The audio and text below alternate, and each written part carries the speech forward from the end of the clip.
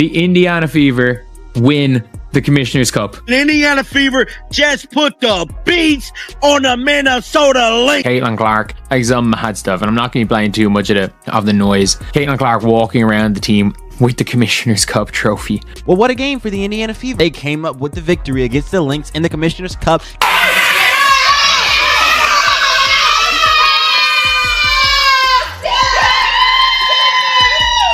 The second the final buzzer echoed through the arena, the place absolutely erupted. But it's what happened behind those locker room doors just minutes later that has the entire internet losing its mind. Congratulations, ladies. The Fever went on a run. They didn't allow the Lynx to score for over 8 minutes. The Indiana Fever were sipping the sweet nectar of the Commissioner's Cup. A raw, electric, totally unfiltered clip of Caitlin Clark going wild after the Fever's jaw-dropping Commissioner's Cup win hit social media and instantly blew up. If you support the Fever, then comment Fever Champs. Let's go. She got chased by Trey Lee, or is that how you pronounce it? And then by Gayan Clark and Sophie Cunningham with champagne. She wasn't even suited up. Didn't have a single stat on the box score. Yet there she was, full of life, laughing her head off, jumping around with Aliyah Boston on TikTok Live, proudly blasting out, "Proud of my girls," to her story. But Caitlin Clark in the middle of it goes, "I just know everyone in the league is sick." And Aliyah Boston replies, "They're pissed." Congratulations to the Indiana Fever. We are the champions of the 2025 Commissioner's Cup. Caitlin Clark didn't just witness this victory. She felt every ounce of it, living it alongside her teammates like she just nailed the game winner herself. That video from inside the locker room is a gut-punch reminder that she's way more than just the face of the franchise. She's the very heartbeat.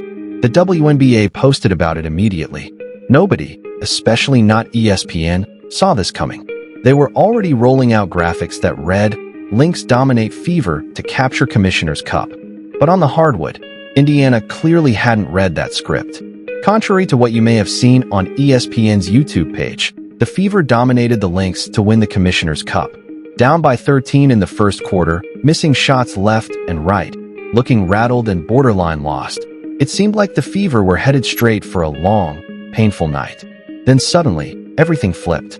An 18-0 tidal wave hit. 8 entire minutes where the Lynx couldn't buy a single point.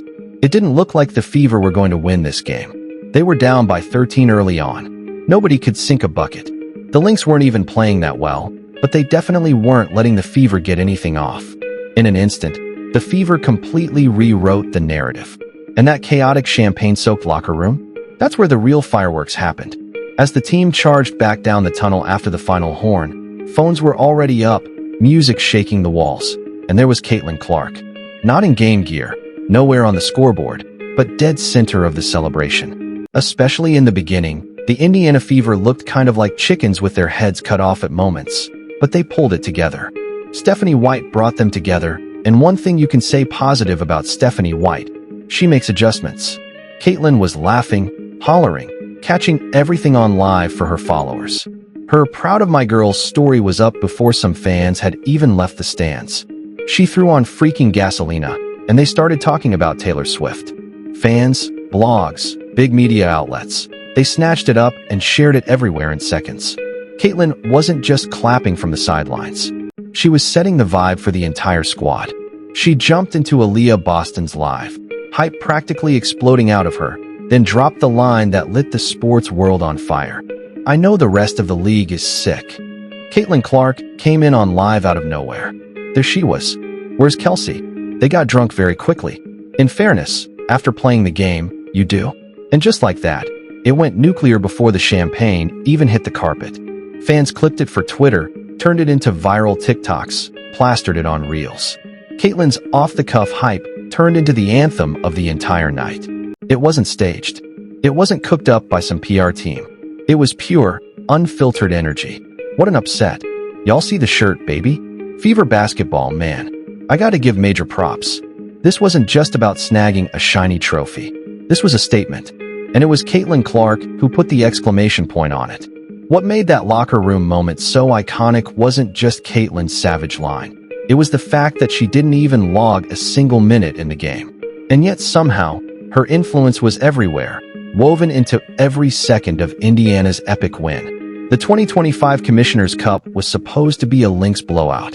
They rolled in as the heavyweights, stacked top to bottom with one of the most loaded lineups in the league. 74-59 was the final. Let's check out the box score real quick. Energy is through the roof because they just showed the world they could still win it all. ESPN literally had a draft stream prepped that said, Lynx dominate fever. They'd already counted Indiana out before the ball even tipped.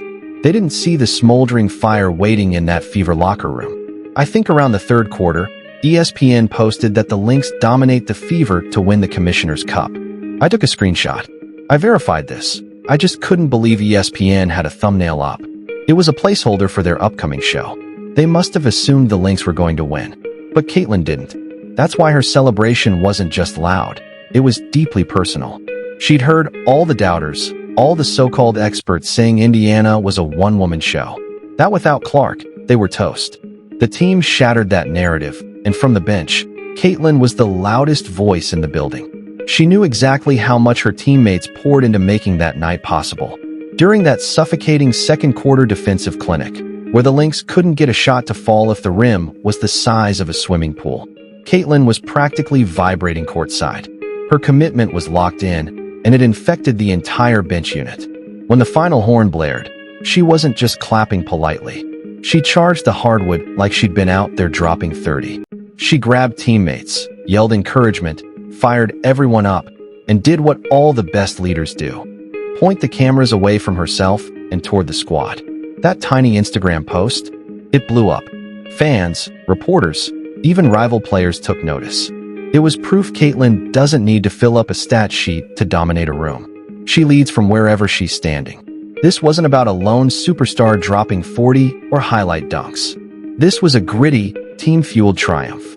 Natasha Howard balled out, snagging a double-double and shutting down one of the Lynx's deadliest scorers. She finished with 16 points and 12 rebounds and was the MVP. Sophie Cunningham came away with 13 points and was a plus 18, hitting 3 of 5 threes. Aari McDonald ran the floor like her hair was on fire. She had 12 points and sparked the early momentum. Aliyah Boston anchored it all. 33 minutes, 12 points, 11 rebounds, 6 assists, 2 steals, and a block. Another double-double. She was banging down low. Yet through it all, there was Caitlin, the heartbeat.